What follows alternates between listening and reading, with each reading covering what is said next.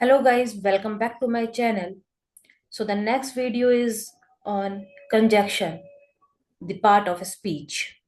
Okay, so let's start the video. Conjunction. Conjunction क्या होता है? कंजक्शन वो शब्द होते हैं जो और शब्दों के साथ जुड़ते हैं सेंटेंस के अंदर, ठीक है, और जो एक अलग मतलब बनाते हैं, ठीक है। जैसे फॉर, बट, और दीज आर द कंजक्शन। ये वो शब्द हैं जो और शब्दों के साथ जुड़ते हैं, ठीक है।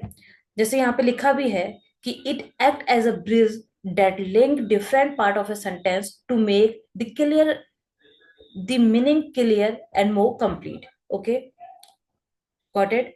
तो जो कंजक्शन होते हैं वो बेसिकली तीन प्रकार के होते हैं: कोऑर्डिनेटिंग, सबऑर्डिनेटिंग और कोरिलेटेड रिलेटिव कंजक्शन। ओके, तो अभी हम इन तीनों कंजक्शन को आगे पढ़ेंगे, समझेंगे, और उसी के साथ समझेंगे कि कैसे हम कंजक्शन को यूज करते हैं सेंटेंस में, कौन कौन से प्रकार के कंजक्शन होते हैं और कैसे उनको समझा जाता है, ठीक है। The first is coordinating conjunction. Okay, so coordinating conjunction क्या होते हैं? कोऑर्डिनेटिंग कंजक्शन होते हैं जो कनेक्ट करते हैं वर्ड्स को, क्लॉजेस को, फ्रेजेस को, ठीक है। जैसे अब हम ये कोऑर्डिनेटिंग कंजक्शन को ना एक शब्द से समझेंगे जो है, जैसे फैन बॉय, फैन बॉयज, ठीक है। फैन बॉयज मतलब F, F stand for, A stand for N stand for nor, B stand for but, O stand for or, Y yet, and S is so. So coordinating conjunction आप कैसे समझोगे? मैं आपको example के साथ समझाती हूँ, which we have mention here as well, कि we can go to the park और वी कैन स्टे होम, ठीक है। We can go to the park, हम ये दो सेंटेंस है, दो अलग सेंटेंस है, और आपस में इसको किसने जोड़ के रखा है? और ने, ठीक है।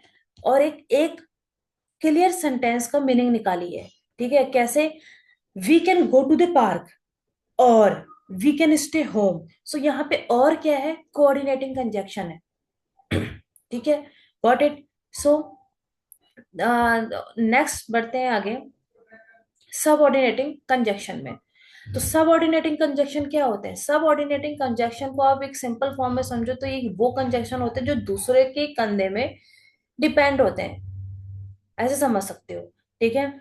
कि जो ये डिपेंडेंट क्लॉज होते हैं जो खुद से स्टैंड नहीं लेते, वो सबऑर्डिनेटिंग कंजक्शन होते हैं। जैसे मैं एग्जांपल जैसे तुम्हें बताते हैं, जैसे इफ हो गया, आफ्टर हो गया, सिंस हो गया, बिफोर हो गया, ये सारे के सारे सबऑर्डिनेटिंग कंजक्शन है।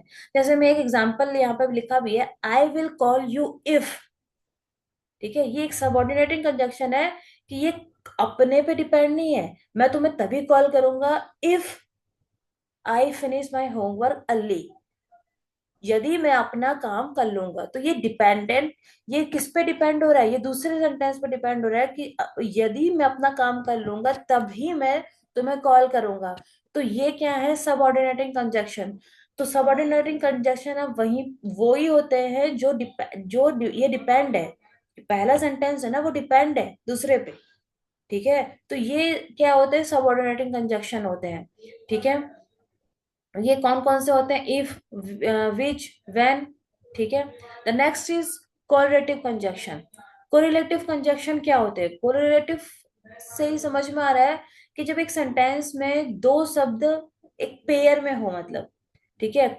Correlative conjunction work in a pair to connect equal element in a sentence. मतलब एक एक सेंटेंस में जब आप दो दो पेयर में हो, जैसे कि आइदर और, जैसे आप एक समझ सकते हो, इधर रीड अ बुक और प्ले आउटसाइड, या तो बुक पढ़ो या फिर आप बाहर खेलो। तो यहाँ पे इधर और दोनों शब्द एक सेंटेंस में साथ में आए तो ये पेयर में काम करते हैं, ठीक है। जैसे neither, neither, nor, both, and, not only, but also. So these are the correlative conjunction. Okay, so next है कि भाई अभी हमने तीन प्रकार के कंजक्शन देखे, ठीक है। कंजक्शन, कोरिलेटिव कंजक्शन देखे, कोरिलेटिव कंजक्शन देखे, कोऑर्डिनेटिव देखे और सबऑर्डिनेटिव देखे, जो डिपेंड रहते दूसरे उस पे, ठीक है। तो अब हमें जानना है कि यार इम्पोर्टेंस तो होगा ना कंजक्शन का, व्हेन वी यूज द, जब हम सेंटेंस पढ़ रहे हैं, जब हम इंग्लिश ग्रामर में हैं, तो हमें कंजक्शन का इम्पोर्टेंस भी तो पता होना चाहिए। कंजक्शन का क्या इम्पोर्टेंस है सेंटेंस में, ठीक है। कंजक्शन का क्या है कि दो सेंटेंस को आपस में जोड़ता है और उनका एक एक कंबाइनली एक अलग मीनिंग निकालता है, क्लियर मीनिंग निकालता है, ठीक है।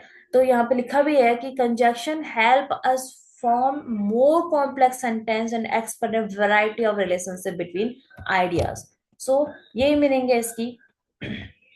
Conjunction is very important part in part of speech as well as the whole English grammar. So that's all about the video, and thank you so much for watching this video. And if you really like this video, so please like the channel, share the channel, and subscribe the channel. Thank you so much.